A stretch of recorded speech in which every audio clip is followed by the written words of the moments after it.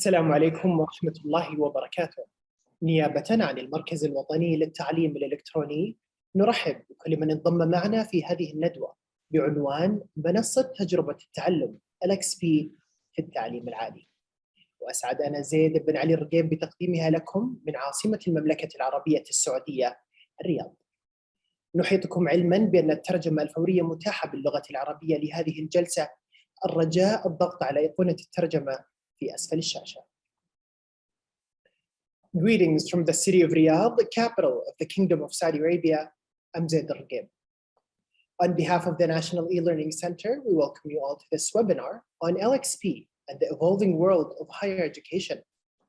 It is with great privilege that we welcome Dr. Teemu Patala, Director and co-founder of Context Learning Finland, who will be the host of the session. We also welcome the distinguished panelists, Dr. Don Alcott Jr., President of HJ Associates, Professor of Leadership and Open and Distance Education at the University of South Africa, and Senior Fellow at the European Distance and E-Learning Network, Dr. Lisa Marie Blaschka, Consultant in Online and Self-Determined Learning, and a Senior Fellow at the European Distance and E-Learning Network. We would like to thank these distinguished speakers for joining us today. Without further ado, I'll hand it over to our host, Dr. Patala. Hello all from Helsinki. Nice to meet you all online for this webinar of today, focusing on LXPs. And as said, I'm going to be chairing the session today with my colleagues Lisa Maria Blaschke and Don Alcott. And please let me share the presentation. So I will give some overview on the theme of the day. Here we go.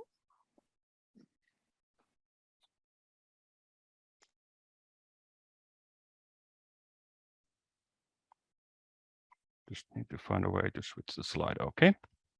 So before I introduce myself and our speakers in more detail, I would like to highlight some of the objectives of today and what we are planning to discuss today. We hope this to be a very interactive session. So we are prepared to your questions, discussion after the short presentations we're going to have first. So please be active and let's discuss to make the most out of this session.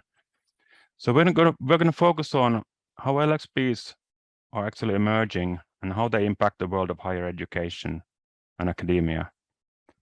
We're going to look at the differences between LMS and LXP, the two approaches, and we're going to look at the advantages and challenges of adapting LXPs at higher education levels.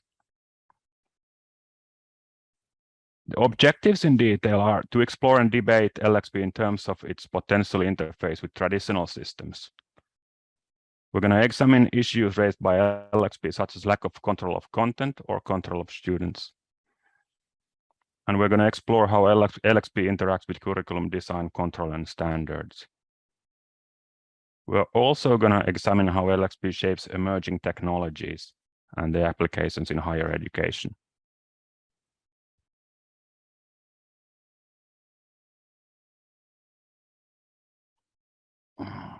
Just one moment.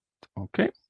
So I thought it would be good to have a look at the let's say the history of technology and enhanced learning, as it helps us understand some of the challenges we are facing today and how these kind of changes typically emerge in our society.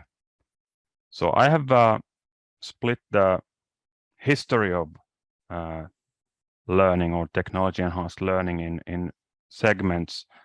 And the first one, teaching machines, that actually were the first implementations of technology that was applied for learning purposes already around 1920s. I'm not gonna go into detail in any of the things that have happened in the way But here are some examples of applications and issues that were shaping the world of learning then. For example, the first tool, inquiry tool developed for learning, was a typewriter-based system that gave actually questions to learners in an inquiry-based way. There are things like Problem Cylinder, which was a simple application or gadget that allowed problem-based approach to learning. Adaptive teaching systems already in the 1950s. The first mobile learning solution, Dynabook, was implemented in 1968. So I think in the modern world, mobile learning started to emerge like after the millennium, but it was actually there way before that. What really shaped the way of learning, or the technology in learning, was the first desktop computer invented by Hewlett-Packard in 1970. Sometime after that, content authoring tools started to emerge. Personally, my early background is in aviation training, where laser discs were used already in the 1970s to develop practice sets of practice questions, tests for aircraft pilots. More software came up after that. First LMS was actually implemented for Mac computers in 1990. And Moodle, that we probably all know to some extent, allowed an open source internal network to be built. So Moodle has been around for 20 years already. And we are still using it. It's still developing. So the desktop learning era emerged from around 1970 until the millennium. Then learning went really online after the millennium. MOOCs started to emerge actually first in corporate learning, not in academic learning. They became more popular in academic learning much after that.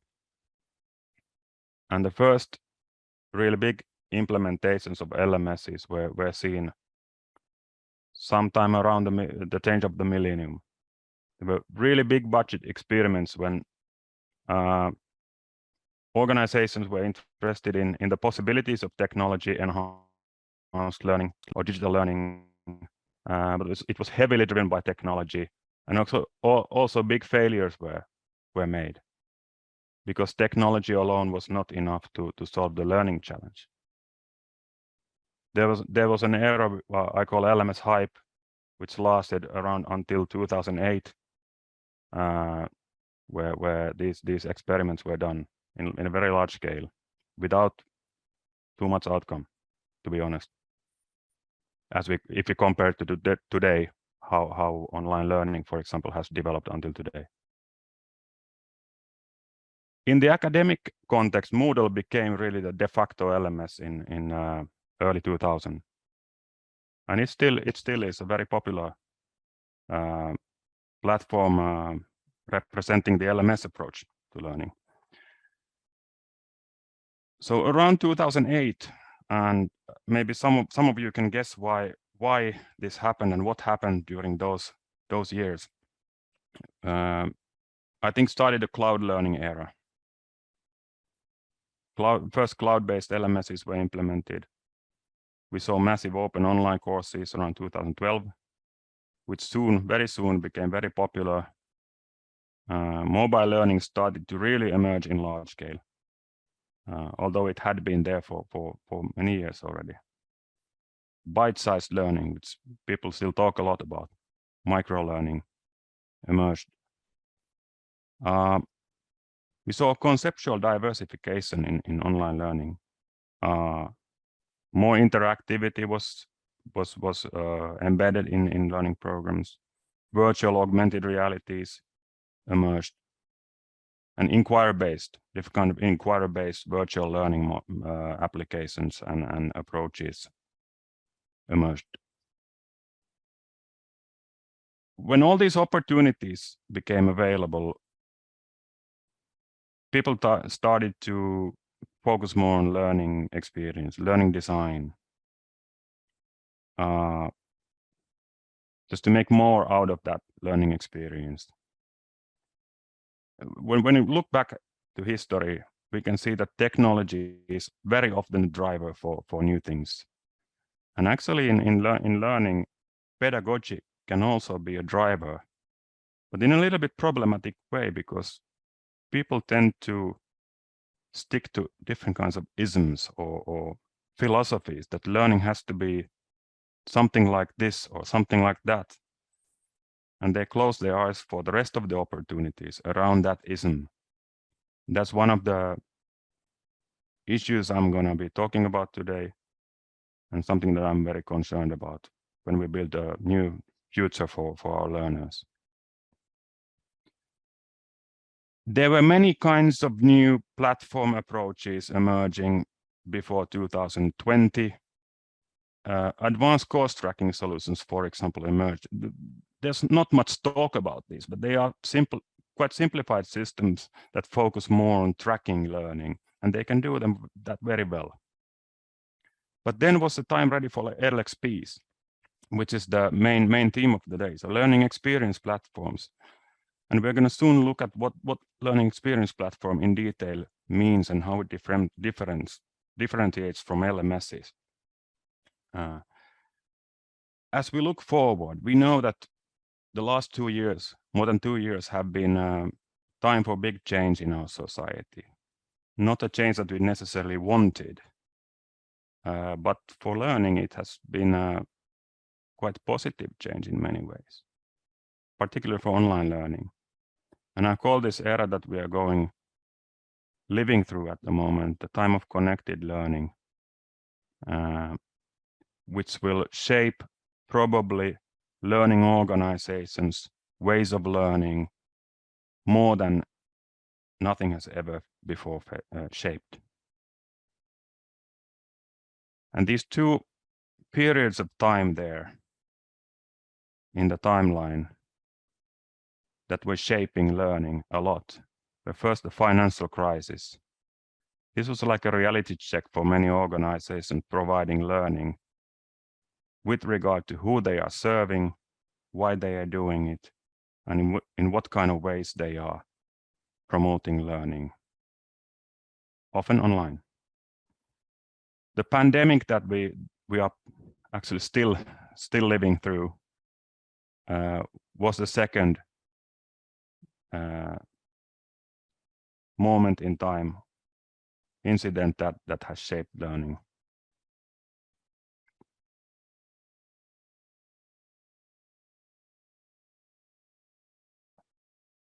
So to give a, let's say, rough comparison between LMSs and LXPs, one could say that the things that I'm showing you right now are like characteristics to both systems. So if we look at LMSs, they are rather centralized and personalized, like LXPs, closed versus open. LMSs are more desktop optimized. LXP is more like mobile optimized. LMSs are more engaged in individual learning, whereas LXPs are engaged in peer activity in many different ways. Probably the, let's say, most significant or a significant factor in any ways is how learning data is processed or managed. LMSs tend to look into the past, while LXPs try to understand what I actually know and what more should I know or be capable of doing. Here's some more detailed aspects if we want to compare these two systems with regard to their purpose, key features, content strengths, and also challenges. We're going to be sharing these slides, so I'm not going to go into too much detail in this to allow time for our presenters to look at these issues in more detail. But I hope this gives you some rough idea where we are. And I want to underline, as a learning designer, that's my profession and what I've done most of my working career. This is not a black and white thing. And I get often questions like whether I should take an LMS or LXP for this particular training or something. It's an answer impossible to answer, a question impossible to answer. It all comes down to how you shape the learning journey, how you design it, and so forth.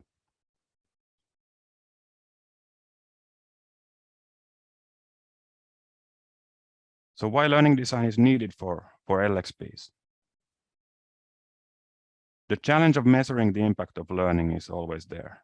It's very difficult to measure this impact, and but we can do a lot by designing learning so that it's accessible to learners, it's engaging, it's motivating learners in a good way.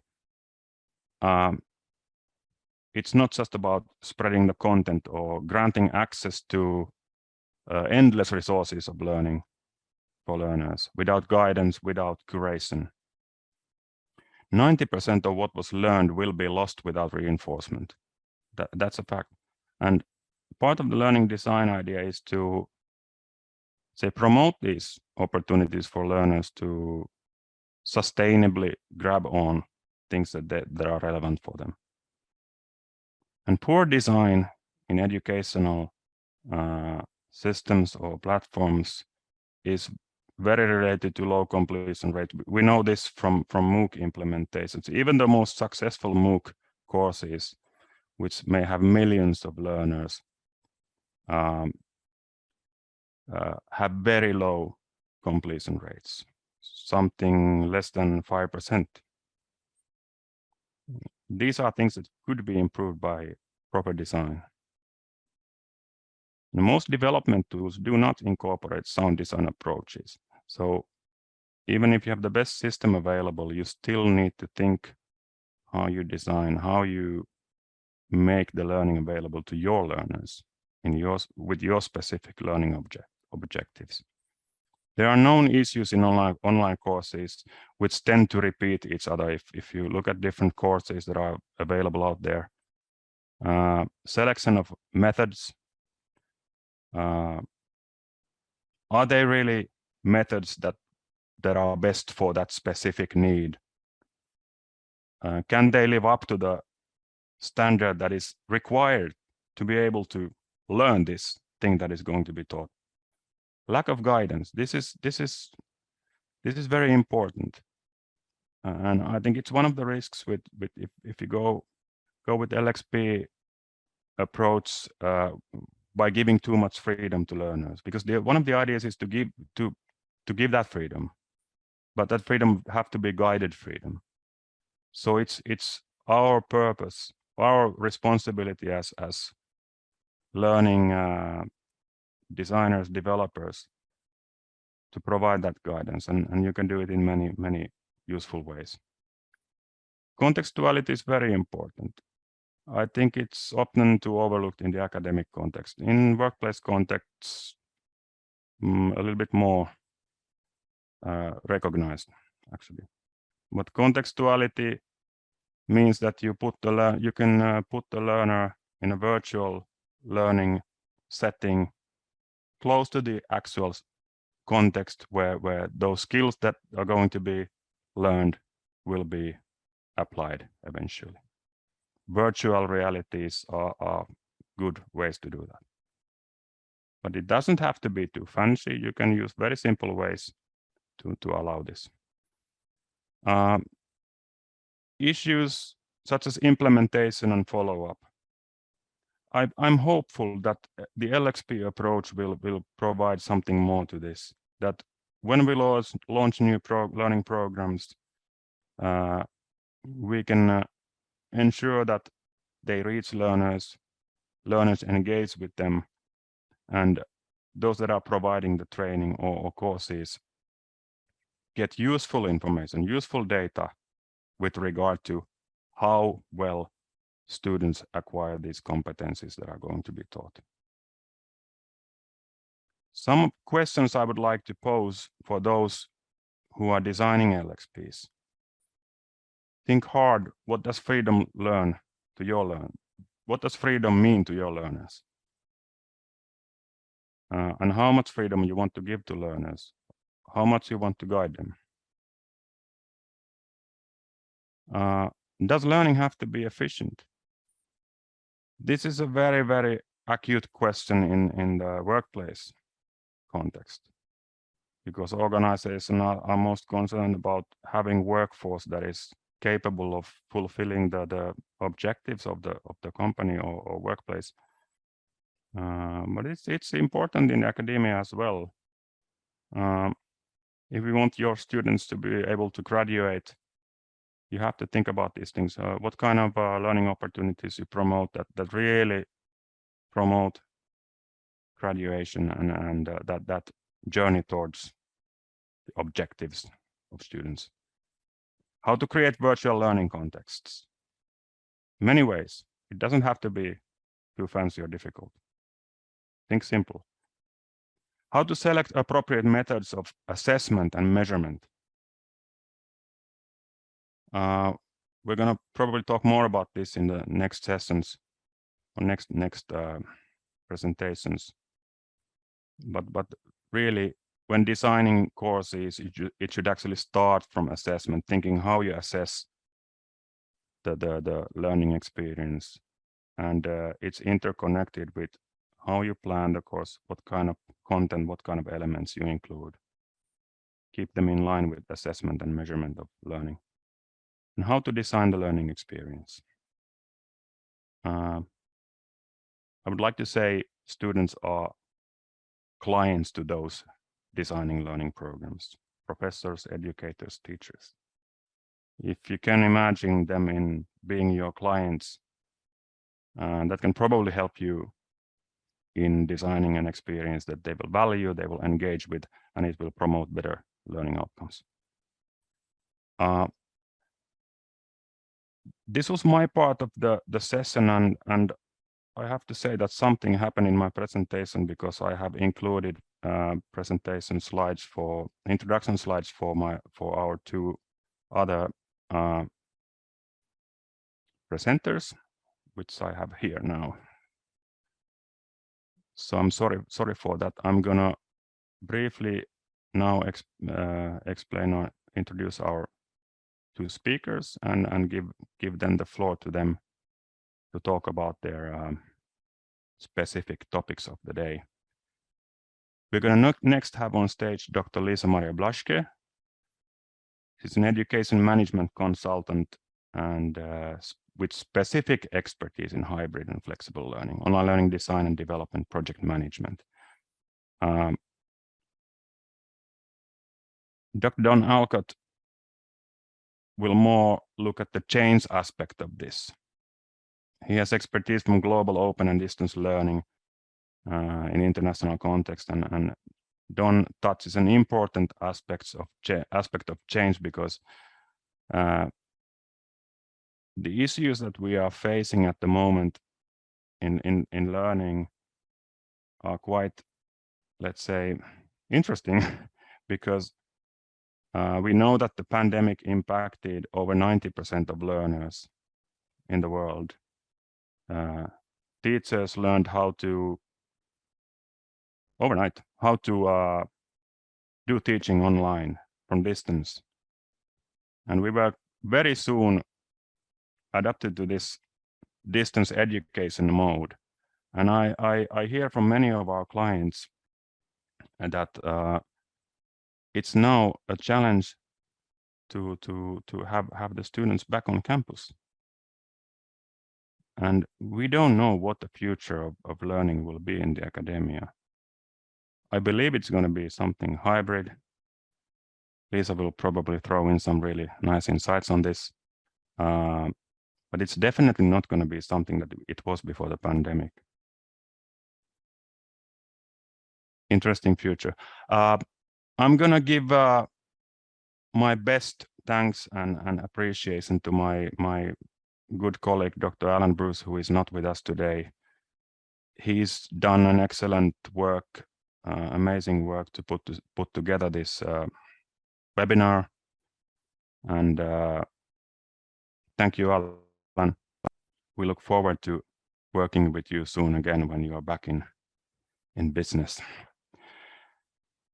But now I'm gonna hand the mic over to Dr. Lisa-Marie.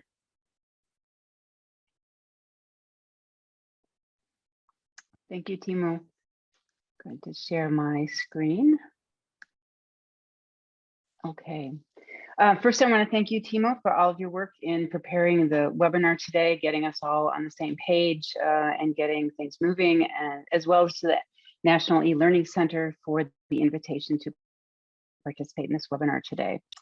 So the question that I would like to address today is really that of, do we need the LXP? And some of the challenges and the opportunities that I see from an academic perspective. I don't think the question is an either or question, but do you need an LXP or do you need an LMS? I think it's one that really depends on what we need in terms of our purpose and what technology then serves that purpose. LMSs have been used since the pandemic, mostly as content management systems within traditional higher education. However, from my background and from Don's background, and also what Timo has presented in his presentation, LMSs can also be used quite creatively and innovatively to really use the online learning environment to engage the learner and make it learner-centered.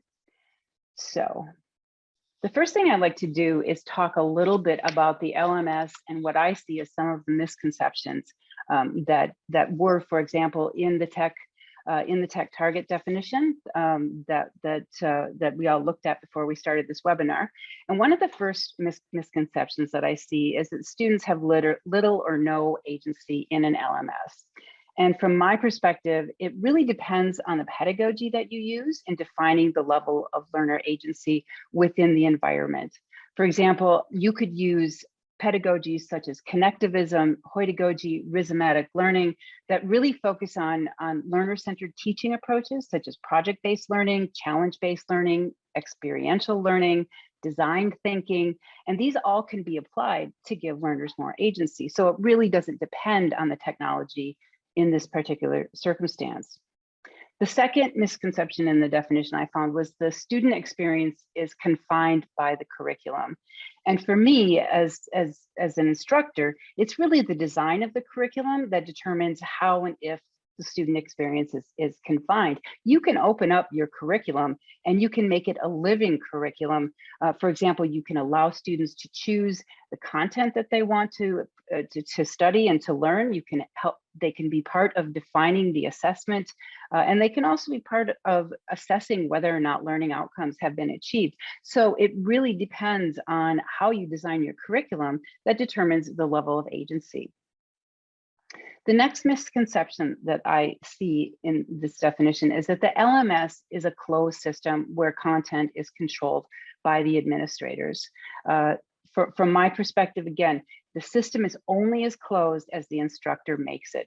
When you define everything for your students, then yes, the system is closed. However, you can make it more open, giving the student more agency in taking responsibility of their learning and really give them an important skill as they define and decide what it is that they'll learn and where they'll get that information that they'll learn from. And so the role of the instructor then becomes one that's more of a guide and a gatekeeper than a guru of the information. So looking at the LXP, what are some of the things that I see as being something of a misconception and what the reality is for us as we consider implementing LXPs?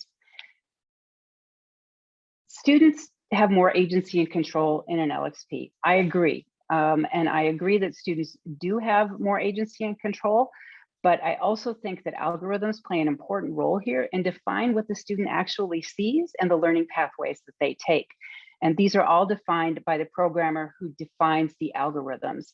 There's a real danger that algorithms could be biased, that they could be less inclusive, and even discriminatory to other genders, races, and cultures. And as a result, there may be certain ethical issues that arise around diversity and inclusiveness. So it's very important to have those parameters of the algorithms defined and to be aware that that bias can occur within the LXP.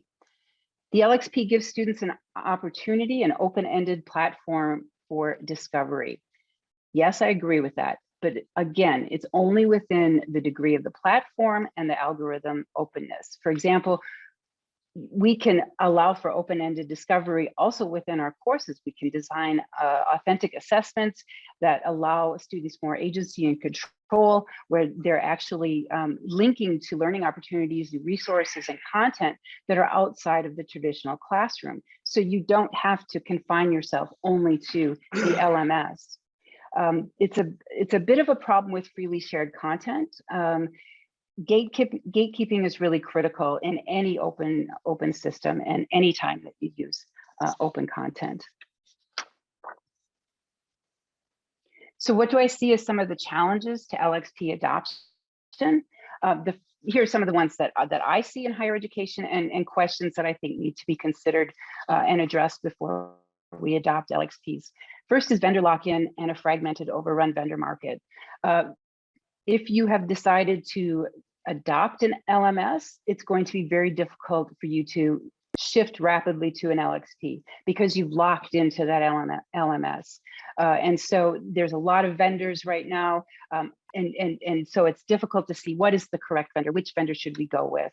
And what I'm also seeing is that many of the vendors who are LMS vendors are actually moving toward more learner-centered design and are actually trying to change their LMSs or design their LMSs to give learners more agency and to provide them with learner-centered opportunities for learning. And so I think a big question is how can institutions adopt an LXP when they're locked in to a certain LMS vendor, and when vendors themselves can't really are still adapting to the emergence of the LXP. And deep diving into this topic, it's really hard to see some of the differences within some of the products. For example, I was looking at the work that Canvas is doing, the work that D2L is doing, and they are really moving in the direction of having more learner-centered design within their LMS. So if they're moving in that direction, the line between an LMS and an LXP becomes much grayer. Another challenge that I see in LXP adoption in higher education is control issues around content, curriculum, and technology. As Timo was talking about LXPs, it's very clear that if you have an LXP, that the content is really defined by the student and by the learner, and so is the curriculum, as well as the technology. So the questions that arise here are, what happens when students define and choose the content? And what happens when the learning path is defined by the learner and the algorithms rather than the instructor? And what role will the instructor have? So these changing roles are also a key challenge, because are instructors ready to be the gatekeepers of knowledge rather than just the gurus of knowledge? And are students ready to take on the responsibility for defining their learning? From my own experience working in higher education, the students that I dealt with, many of them, if not most of them, wanted me to tell them exactly what they had to do in order to achieve learning outcomes. And that is standard, I think, within higher education. What happens, I think, within the LXP is that the student is actually making those decisions, and that then makes it, how should I say, that then makes it a whole different ballgame for the learner, where they are actually making decisions about learning. And finally, I think the ethics in AI and algorithms also can be a challenge. To what degree should the LXP really define and control the learner pathway and the content? And can we be assured that the LXP algorithms are non-biased and that they're inclusive? So these are a lot of questions that we need to think about, I think. Another thing that I think we also need to consider is change even necessary? Is it important that we make these changes now? Do we have to shift to an LXP? Traditionally, higher education has been much more delayed in adopting many of the things that are happening in industry. LMSs, learning object, and online education was something that was really happening to a large degree within corporate learning environments. The MOOCs, that sort of thing. Those were all things that I think that were moving forward very rapidly within industry, whereas higher education has traditionally taken a much slower approach to adopting these technologies. But according to Mintz, who wrote this article for Inside Higher Education in 2019, it's already happening, and that these are the issues that we're facing with right now within higher education. There's changing student demographics and profiles. There's a stronger emphasis on lifelong learning skills, skills of self-management, skills of autonomy, self-initiative, self-efficacy, reflection, creativity, having a future mindset, and really cooperation, sense-making skills. These are all skills that students need, and these aren't necessarily the skills that they're getting within higher education, but they are skills that they could gain through, for example, an LXP design. Students really need future-safe jobs. They're dealing with what we call a VUCA world, volatile, uncertain, complex, and ambiguous, and they're going to need specific soft skills in order to navigate that environment. Things like teamwork, communication, initiative, the ability to adapt to changing circumstances, creativity, and they're going to need to learn to manage their time.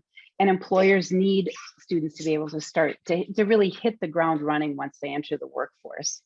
So the expectations as a result of education are rising. And I think we also saw this with the pandemic. I heard from so many people and not just educators, but parents who all of a sudden were responsible for their children's education or involved in their children's education, saying, I'm suddenly seeing what's happening in the classroom and I don't like it. And my kids aren't learning the way that I think that they need to learn. And this isn't just happening within the K through 12 segment. I think this is also happening within higher education, because you're seeing students who are saying, I want to have that flexibility of a hybrid model. And I'm able to learn more within that kind of a model than I am with just a face-to-face or just an online learning offering. So I think the expectations also, as a result with what Timo was saying, as a result of the pandemic, are also rising. Higher education, as Mintz has pointed out, is facing also a number of other issues: increased competition, unsustainable financial models, outmoded teaching approaches, and higher education is just simply not fulfilling the needs of students and employers as fully as they could be. So what do I see as potential ways forward in addressing these needs, or really adopting an LXP or LXP design into higher education?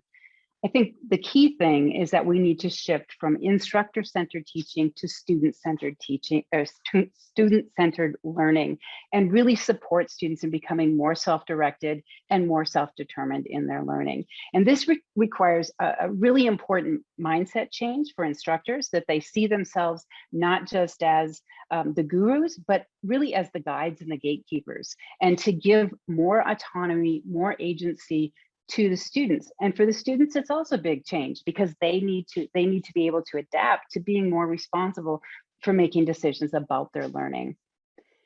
Second, I think we need to begin thinking about adopting more learner-centered pedagogies, things like connectivism, hoidagogy, and rhizomatic learning. And what all of these pedagogies have in common is they work on the basis that the teaching and learning is very learner-centered. So any kind of assessment that you include within your course is going to be one that is focused on the learner and their context. So the learner will be making more decisions about what it is that they will learn within their context. Doesn't mean that it's different from what they would learn in a traditional higher education classroom, but the learning is adapted to whatever the learner's specific context and need is. Another way that I could see moving forward is that we design more for student agency and choice in content and assessment. And this is what I was referring to in terms of the pedagogies. If you're using pedagogies, if you're using teaching and learning methods that give the learner an opportunity to really make decisions about their learning, they're going to be more engaged and they're going to be more excited about learning. And this has been my experience, whether it's learners in the K through 12 segment, whether it's learners within higher education, or whether it's learners within the workforce. If I feel personally engaged by this topic, I will be more committed to completing it and to really working hard on it. Another potential pathway forward, more flexible curriculum, for example, including more micro-credentials and prior learning assessment and recognition. This broadens the opportunity for learners to have more agency to bring in their past experience to create that context and create that kind of learning pathway that they need. And finally, I think a really important way forward is that there be more collaboration between industry and LMS, LXP vendors to really define requirements for academic LXPs so that this is taken into consideration with the design, because there will be specific needs for academia. So finally, is an LXP the answer? And I think Timo made a really good point in just saying that, you know, there aren't any solid answers to this, that it's really a gray area. And for me, it really depends on your institutional context and where you are in terms of your technology decisions and your design of your curriculum, how you deliver your curriculum, and if you're ready for change. For example, you need to ask the question, what are the technology decisions that have already been made? Are you really signed on for one? Are you locked into one vendor, one LMS vendor? Is this vendor willing to work with you to bring in aspects of an LXP design into their software, into their platform, in order to allow you to be able to have some kind of influence? What kind of technology strategy do you have? And I know Don's going to talk about strategy and the importance of strategy in making decisions like this, which I hope will be very helpful in informing you as you look at these questions. And then also, can your curriculum, can it become more open? Can it be more like an LXP? Just by changing your pedagogy and your approach to instructional design, the things that Timo brought up in his presentation. And I think also really important is, how ready are you and your institution for change? Do you have a culture of change? Do you have a culture of adapting agilely to the impact of change, whether it comes from technology, whether it comes from pedagogy? So I've asked a lot of questions, and they're not questions, as Timo mentioned in his presentation, that we can really answer today, but they're questions that we can begin to really dive into as we explore the LXP and other technologies as potential solutions to our, I guess, the challenges that we face within higher education. So that is my presentation. Thank you, Lisa. I'm looking forward to hearing from Don next. Thank you, Lisa, for such brilliant insights into the topic, and your presentation is triggering my thinking. But I'll hold my horses until the Q&A session. So I'm gonna be running the presentation for Don and hand the microphone over to Don in just a moment.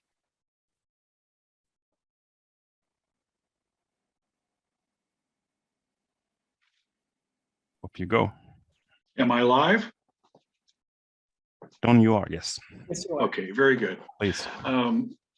Thank you to me, Timo, and to our hosts and to the participants today. I say shukran and assalamu alaikum. I think Lisa and Timo have done a nice job of framing both LMS and LXP and some of the affordances, as well as some of the challenges that we will face. My comments are going to shift the presentation slightly to focus on some of the lessons we've learned about organizational change and development, primarily in academic institutions. I suppose if I had a broad way of describing what I was going to talk about in general today, I would say this. If you don't know where you're going, it really doesn't matter what you choose or what path you take. And so my primary message to you today is it takes more than technology to build a dynamic, agile, adaptive, thriving, and sustainable organization. Now, I have had the benefit today of learning a little bit more about FutureX, as well as the national approach to planning in Saudi Arabia, and I'm very impressed with that. And so you may want to keep that in the back of your mind as you listen to my comments, as well as your own organization, for those of you that are situated in organizations across the country. Next slide, please. You know, I always like to start on a little bit of a lighter note, have you ever felt like this? Things are just changing so quickly. Everybody wants something. And, but the truth is that came out of the pandemic is we are in this together. And I say that also metaphorically in the sense that we're in this because not only do we need the technology, and that's what we're talking about today. Do we choose LMS? Do we choose LXP? You know what the ultimate answer may be is an integration of both those systems and the best affordances of both. We're not there yet, but I would suspect, given what we've learned about a technology adoption and advancement over the last few decades, we may see that. But what I can tell you is thriving organizations are successful because everyone in the organization is on the same page. Now, you can have an LMS or an LXP, and if your students don't know how to use it, your faculty don't know how to use it, your management and your leadership team do not know how to communicate why we're using it, what its purpose is, and how it's going to transform our organization, then we need to do some work to get on that same page. And that's sort of where I'm going to talk about today. Okay, next slide, please. I'm going to talk about very quickly, and again, I'm not going to read the slides. My comments will be complementary to what's already on the screen, okay? And I'm going to talk about 4 things here: vision, mission, planning, and core values. Vision is sort of that big question I asked just a moment ago. Where do you want to be in 5 years? Not where you want to be next week, not where you want to be in 1 year. Where does FutureX and your national planning want to be in 5 years from now? For example, I made up the name of this company, and this probably is the name of the country, but a vision would read something like this: Digital Solutions Ltd. Will be the leading provider of multi-credential training and education in the Middle East in 2028. Now that's big picture, isn't it? Where do you go from there? Well, you got to plan backwards and you have to plan forwards. Mission, what is your mission? Mission is what you do. It's the leadership, employees, partners, and other stakeholders all agree on what this organization does, okay? If you're talking about selecting an LXP or an LMS, you're talking about the delivery of content in some context, okay? Planning. Planning is continuous. It's responding to change, it's implementing change, and it's exploring contingencies as part of the values of your organization. And you know when the best time to plan is? When everything's going perfectly. And really good leaders do this because they know, yes, the market's going to change. New competitors are going to come in. So planning is an ongoing process. Next slide, please, Timu. You know, the great thing about change is we all talk about it, we all advocate for it, but none of us really like to do it. I mean, that's really the truth. We embrace the popular sound bites of leadership and change as long as we don't have to change. We're zealous, razor edge advocates, again, when it doesn't affect us. Why do we resist change? Well, it's common sense, really. It's hard work. There's no sure formula for success if you change. It requires a long-term commitment. We are often used to very quick outcomes that can be accomplished in short time frames. And long-term change sometimes just isn't going to be able to be done like that, okay? Fact is, 9 out of 10 change initiatives fail. And I'll talk a little bit more about that as we move forward. Next slide, please. So the change game in academic and universities. Now, I want to go back to Lisa's slide for a minute because I thought it was really, really an appropriate slide. Is change even necessary? Well, let me say a couple things to that. First of all, the pandemic wasn't a catalyst for the many changes we're seeing now. As Lisa noted, many of these things were already occurring before the pandemic ever set in. We were seeing change in demographics. We were seeing providers increase in the marketplace, more organizations exploring the different elements of the using technology. What did we learn out of the pandemic? I knew how the pandemic was going to play out in technology. We had no time to plan. We had no training for students or faculty. We had no support services in most of the schools and universities who had not done this before. And overall, if you look at the data, and I was involved with a 31 country study, that's what we found out.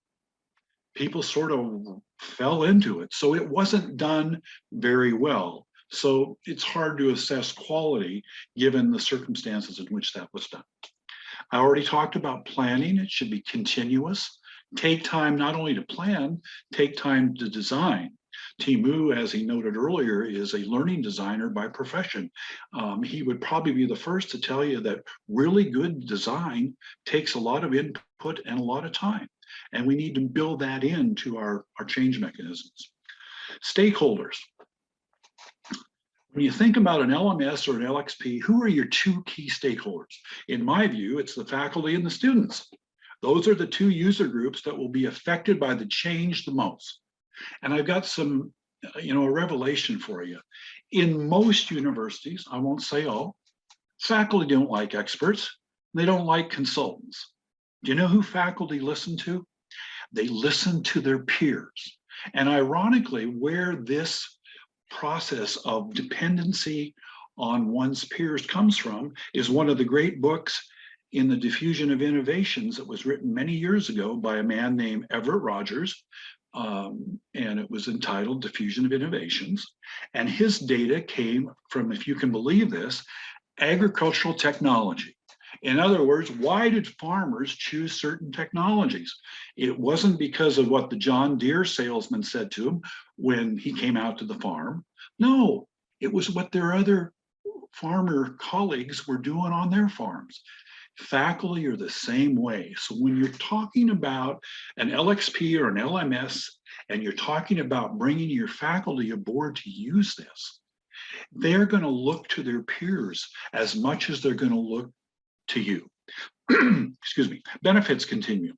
Why change if there's nothing in it for you? The truth is, people will change if they're forced to for a short term. It's not a very good long-term strategy if fear is the strategy. And some organizations have done that. You must change or you're going to lose your job. That doesn't get you anywhere, okay? Organizational culture. How are things really done in your organization? There's the formal culture. It's what's written down. It's the policies and procedures and practices that you normally do.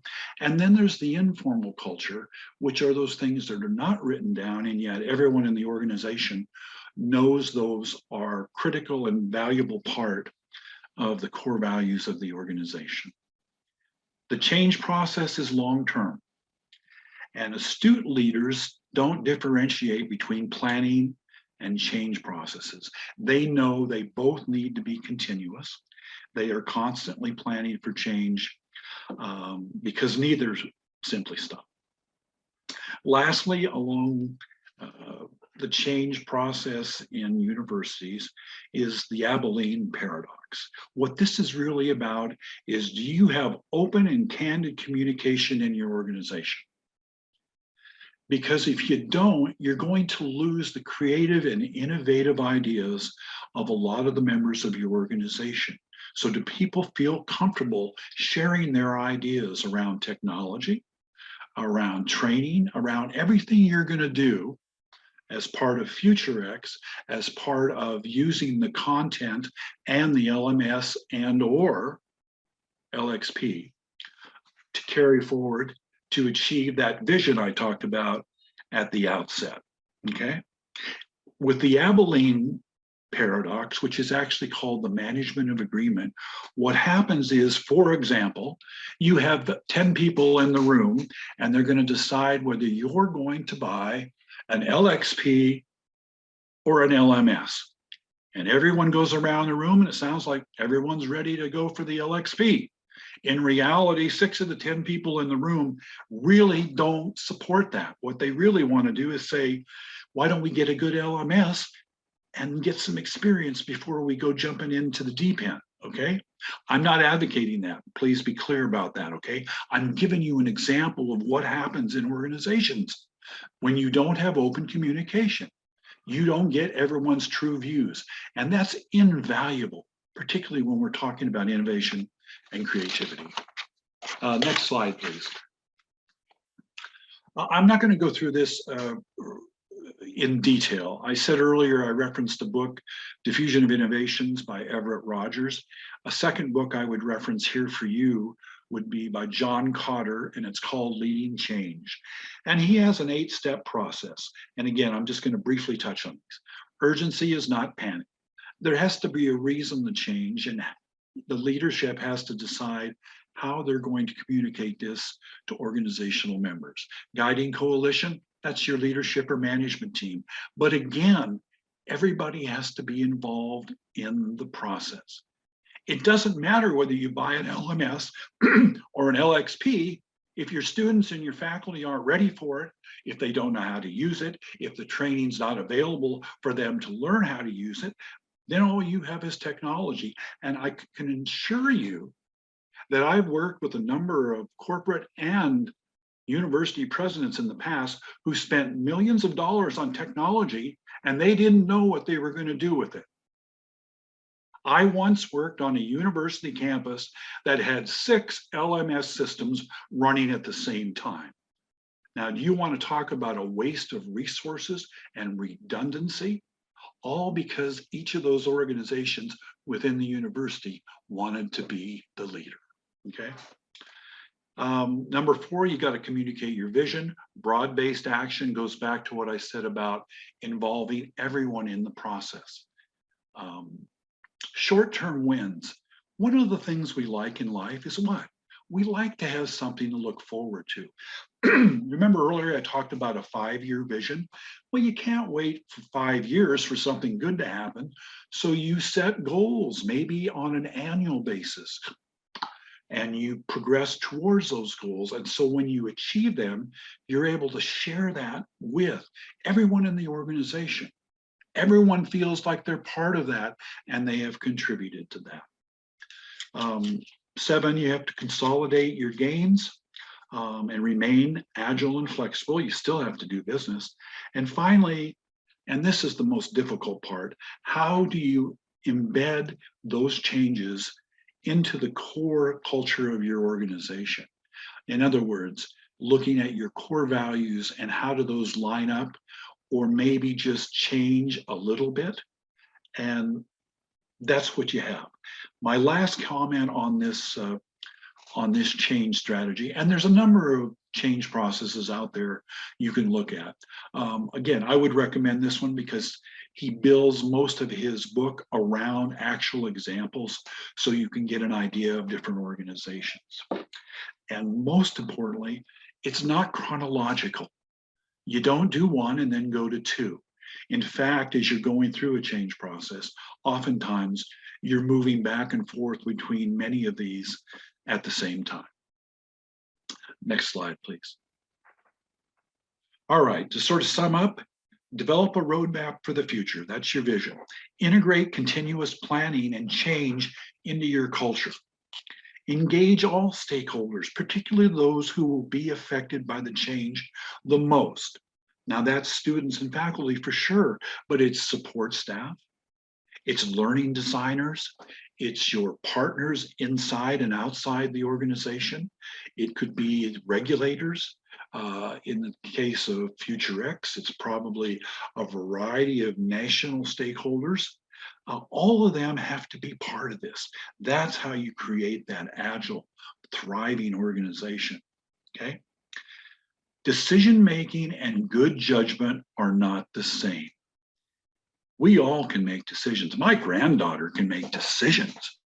What she can't do is make good, continuous decisions on a consistent basis, okay?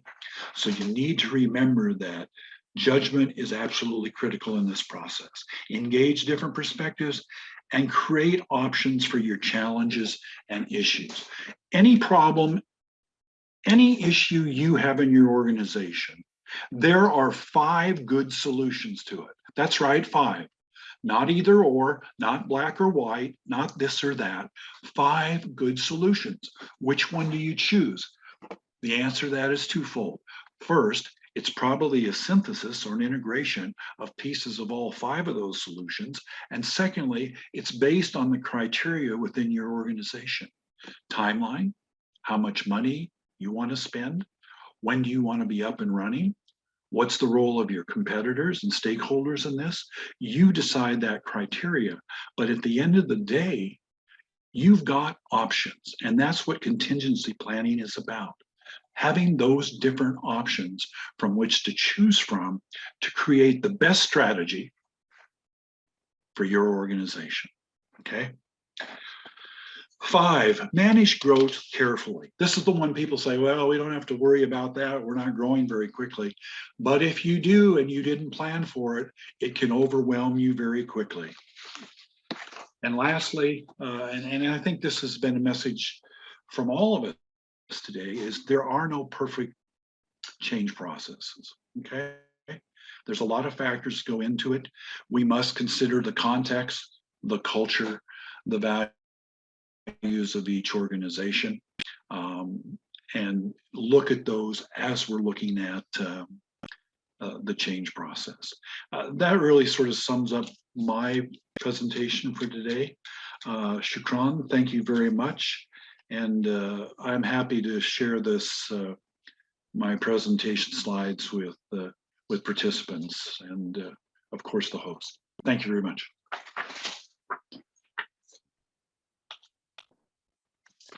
Thank you, Don, for such an interesting insights on the change aspect of this. Right now, it's time for questions and answers discussion. We have received curated questions in specific themes, so I'm gonna give these questions, and please, our panel members, Lisa and Don, you can give your comments on this. I will give mine. The first one is the content design for LXP and LMS different? I would be happy to give my insights on this, but I'll ask you first if you have something to share with us, please do.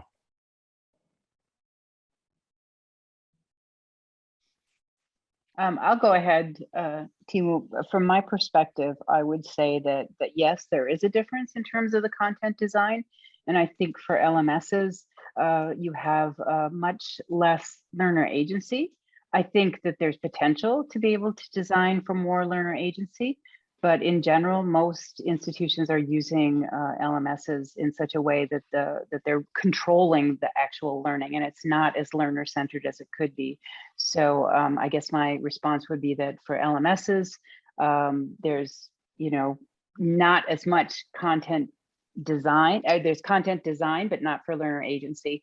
And for LXPs, it's much more learner-centered. I agree. Micromodularity is typically related more with LXP approach, using bite-sized objects of content, and but it's not something that couldn't be done for LMS. It's LMS type of approach as well. It's again much up to the content, but we know that LXPs are more focused on open educational resources which we cannot necessarily design. They are available as they are. What we can design the learning pathways, the learning experience in other ways than not touching the content necessarily. So design aspect is important again. And again, not a black and white question. Don, have you got something for this, or shall we move forward? Just briefly, and I would say briefly, and I think what that is in my own teaching online, we went through a period where the three presences of teacher presence, cognitive presence, and social presence. Teacher presence was getting pretty minimal there for a while in the community of inquiry theory. I think we need to remember that the teacher still plays a key role in determining the level of social interaction and the choices of different kinds of content. And so I usually keep that in mind, but I also keep in mind, I guess, are my students prepared to be as autonomous and self-directed as we would like them to be? And again, that goes back to, I think that varies, maybe even from class to class. And we as teachers need to be aware of that. I'm a big supporter of Lisa's advocacy of self-determined learning in that. If the students are ready to do that, my own experience has been that some are, but some are not. Okay, thank you, Don. In the meanwhile, while we're going through these curated questions, there's questions coming up in the questions and answers section. So I'm going to be reviewing them on the go and try to provide some insights a little bit later. The next question has to do with AI, artificial intelligence. What is the role of AI in LXP and how does it impact learning outcomes?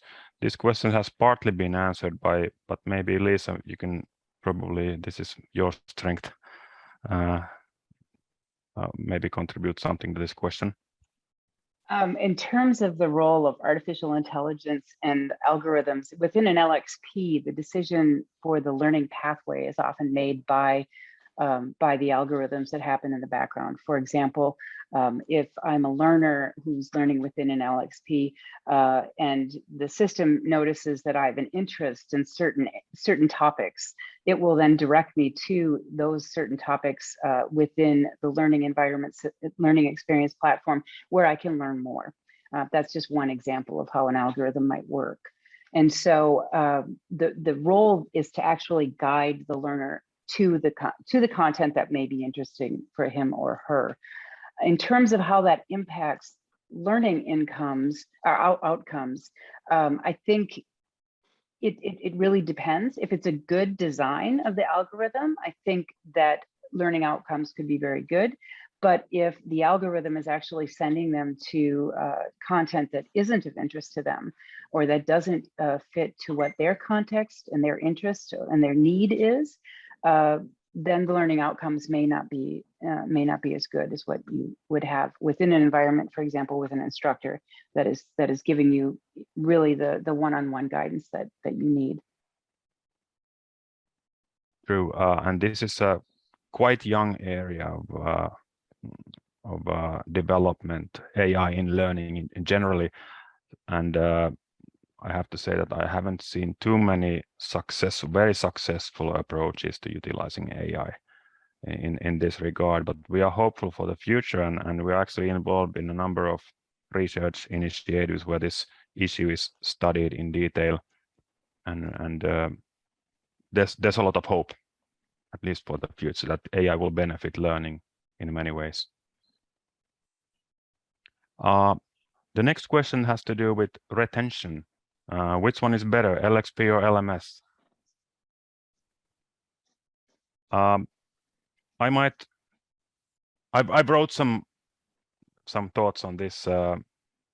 Again, not a black and white thing, definitely, but I would say LXPs should be better equipped to promote retention in terms of using AI. But as said just a moment ago, there's a lot of work to do in that regard. But in theory, LXPs are better equipped. Having said this, I can say that, at least to my experience, that there have been many successful approaches in using LMS kind of approach to really promote retention in many ways. It may include or require more design input, design aspects to be considered, designing various pathways for learners, even using manual ways of providing those alternatives to students. But in the let's say most important, knowing your learners and trying to design a learning experience that really answers their demand for learning. Have you got something to add in this? Or shall we move on? I will take the next question then. Does LXP improve our completion rates? Does someone have a word for this? I guess I would answer with the question of, do we have the data in order to know that this is actually something that could happen in terms of completion rates? Do we have LXPs where learners are actually completing their learning journey? Because the learning journey is actually one that continues throughout our life. So how is it, when are we done learning within an LXP? And so that, I guess that would be my question. If I were to think about learner motivation, if a learner is motivated because they're making decisions about their learning, if they're deciding what they'll learn, if they're deciding how they'll learn, there's that intrinsic motivation, that engagement that happens. And I think in that case, because the learner is more engaged, because they have that intrinsic motivation to complete the actual learning, the completion rates would be higher. That would be my, I guess, theory about how it might work within LXPs.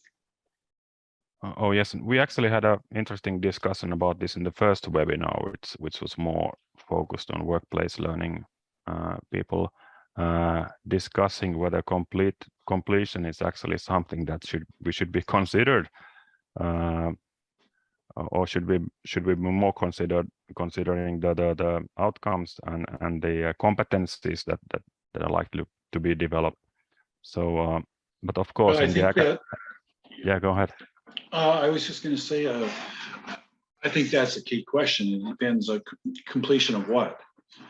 We're talking about competency-based learning for business and industry that are short-term, like micro-credentials.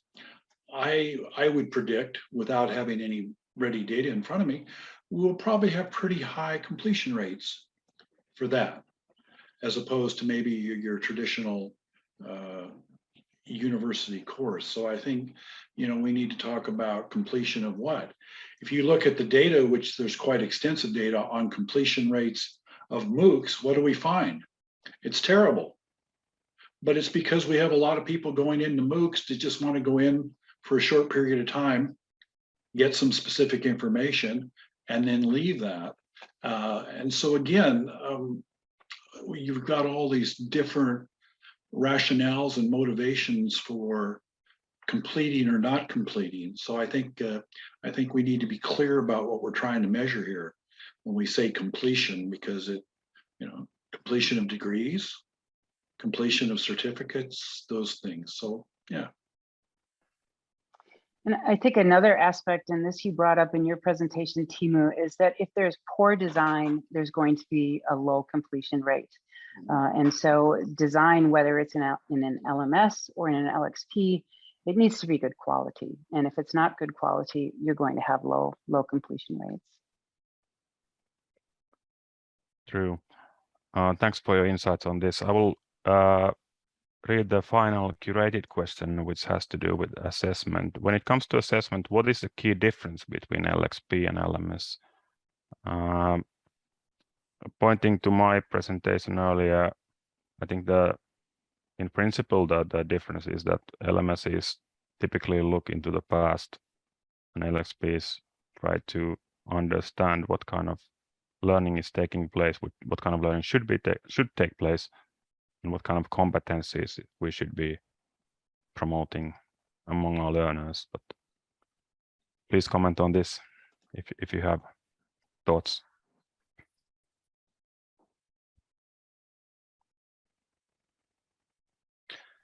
I hope that answered the question. We have some time for questions and answers that's been posted during this session, and just checking that our panelists have been able to open those questions. Would you like to raise something from there, or shall I pick questions for this discussion?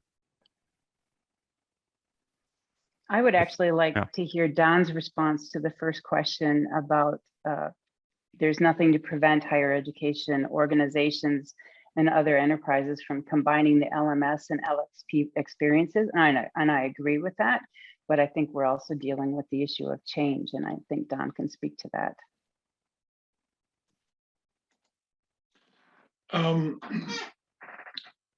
I think anytime we can talk about integration where you might be able to pull the best of the best from each is a good thing. The process of getting there is not an easy thing to do, and it's certainly not easy in higher education. There tends to be a general resistance to that. But I think, to be fair, I think higher education has come a long way in the last 25 years in terms of being more open to these kind of integrative processes. And I think the reason I say that is you take a look at the number of positions where organizations are hiring chief information officers and chief technology officers. And so you have a more systematic planning process going on in a lot of institutions. And maybe one of the positives of the pandemic for K-12 will be we'll see better planning around technology as well come out in that particular sector. So I think the natural inclination, I think that question's already been asked. I think astute presidents or astute technology officers would already say, well, we've already got a learning management system. How can we upgrade this with the best of the LXP? And I think you can see a lot of that. I'm not suggesting the LMS will go away. What you may see is LMS providers needing to figure out how to integrate these other affordances into that central one technology, not two or three. I guess I would be rather optimistic about it. That tends to be the process of evolution of technology these days is smaller, better, and integrated. And I don't know that this necessarily needs to be any different. In the university, it might take a bit longer, as Lisa said. Higher education still tends in some quarters to be, yes, the world's changing. That's fine. Have a good time. We're fine where we are. So yes, I see that as being seeing an option that's probably already being explored. My guess would be. I can Don, very much relate to your feeling about this after having worked with numerous teachers, educators, and realizing how much they are not willing to change at times. But when there's a time, the change may happen just like that. And your point about how you should lead the change in educational organizations, that's a really valuable advice to anyone who's concerned about this. Let me look at the questions. We have comment here. Do we have to engage the university students in this technology, though they have their own technology and many other tasks in reality? I mean, can we direct this technology for those missed the chance in higher education? This may have to do with the bring your own device kind of idea, that what is actually the gadgetry required or supported to access learning in tomorrow's educational institutions. And my personal view is that, I mean, the time passed when there was a choice of certain devices that were either allowed or not. We are not in that world anymore. We would pretty much have to provide that access to core educational resources independent of a device or so forth. Of course, we cannot support every single technology that there is, but I mean the most common ones. And yeah, and the technology, particularly HTML5, has made a big leap in this regard. And there are many much better opportunities today to allow learners to access using their own devices. Hopefully we have answered the question. Do you have something to add here? I would only add to that is that we need to really guide our students to learn how to learn. And this doesn't necessarily mean that they need to understand and know every technology that's out there. Don and I both worked in a graduate program where we were teaching or guiding, helping students become online managers of online and distance education for the future. And over the space of the time that we were teaching these courses, we were always told, well, I want you to teach me the technology. There should be courses in the technology. But what happened over time is that technology changed so rapidly that it was impossible for us as instructors to keep up with keeping them up to date on the technology. So what I think we need to do is we need to expose them to potentials for technology, but we also need to give them the tools to be able to understand what the technology does, what the affordances are of technology, and to be able to make those choices themselves, and to explore the technologies themselves, depending on what their interests are and what their need is. I think the only additional comment I would make is, you know, one of the interesting things that came out of the pandemic was, and this was even in the developed world, you know, if you're a family of 5 and you've got to stay home and your kids have to all get on Zoom on the same day to go to school, you're talking about quite an investment in multiple technologies that people had to have. And I think we learned that, you know what, the digital divide is not just impacting the developing world. It also has these weird ways of impacting certain elements of the developed world. But I think also the choices of technology, when we move to the developing world, and of course I work with the university and Lisa has the University of South Africa, we are talking about an entire different landscape. You know, we got kids running around with mobile phones who don't have enough to eat at night. You know, so when you talk about access, the first thing these students need is access to basic needs. Then they need access to technology. Then they need access to education. And I've always been convinced that one of the reasons mobile learning has not taken off as much as everyone said it was going to is we don't have the design or have put in the time in the design for it to work in some of these environments, and that's unfortunate. So I think this whole smorgasbord of technologies can get really crazy at times and be very overwhelming for the university professor. And also now just go back to the pandemic, imagine how these teachers felt who had never been taught how to teach online. Load up your Zoom, let's go, boys and girls. You know, it just unfathomable to think about what we asked of those people in many ways. Yeah, it's true. Maslow's hierarchy of needs is a good reminder to us when we think about it is. It's yes, issues impacting our capabilities and engagement into learning. And we know that some people made fun of this by replacing the lowest level of the hierarchy by Wi-Fi. yeah. But Yes, so really important points there.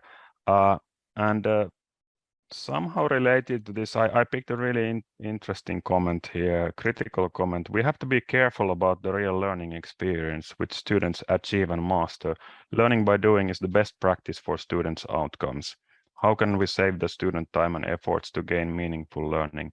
This is a really, really critical issue now that after the pandemic, or while we're still experiencing a bit of it, educational institutions must consider how they make the most out of virtual learning, online learning, real face-to-face learning. And I think the point is to try to utilize those elements that best for work for various purposes, and things that can be really learned well in real life can be done like that. And it's useful to have that dialogue and real experience, but sometimes virtual courses or virtual worlds that designed for learning can go beyond that, and there are good examples of utilizing virtual simulations for things that we simply cannot experience in real life. It would be too dangerous or questionable in, for example, communication skills. That's one aspect, but the really the point for tomorrow to think about is how you can maximize the benefit of the time you have together with your students, how you can make the most of that, and how you can complement it with other forms of virtual learning, online learning, so forth. So a new kind of a hybrid blended learning is probably taking place. It's very interesting you picked that question. 10 years ago, I was the head of strategic planning at the Higher Colleges of Technology in Abu Dhabi in the United Arab Emirates. And the logo we came up for our strategic planning for the entire system was learning by doing. And part of the reason we did that was because the young Emirati students weren't ready for online learning. The teachers weren't ready for online learning. And so we had to go back and figure out ways to employ technology, as you said, the best ways to use it that was at a level that could benefit these students the most. And that was to do certain kinds of, they weren't necessarily dangerous, but more practical kinds of things that we could put into simulations that they could observe and look at. And I only share that because it reminds me again that no matter how sophisticated your technology is, you've got to bring the people and that are going to use and support that technology up to speed, or you're not going to be able to maximize the benefits of said technology, whatever the technology is, LXP, LMS. People have to be ready to use it. And I think that's one of the hard lessons we've learned over time, that we want the technology to do things it doesn't really do, like train everybody automatically. Exactly. I would like to ask our organization, we have 2 minutes time left. Do we have room for one more question? Quickly. There's a question about whether open source will become like a e-learning market and fashion where every year more open learning resources appear and different tools. I would say definitely the network is full of open educational resources. Many are such that we don't even recognize them as educational resources. And the challenge for learning designers and educators is to really understand what kind of resources are fit for the purpose, and curate that learning experience, and try to provide that guidance through those endless resources that are available. But also provide a way, this has to do with system design, how the system can recommend different kinds of resources using automation and data processing, AI.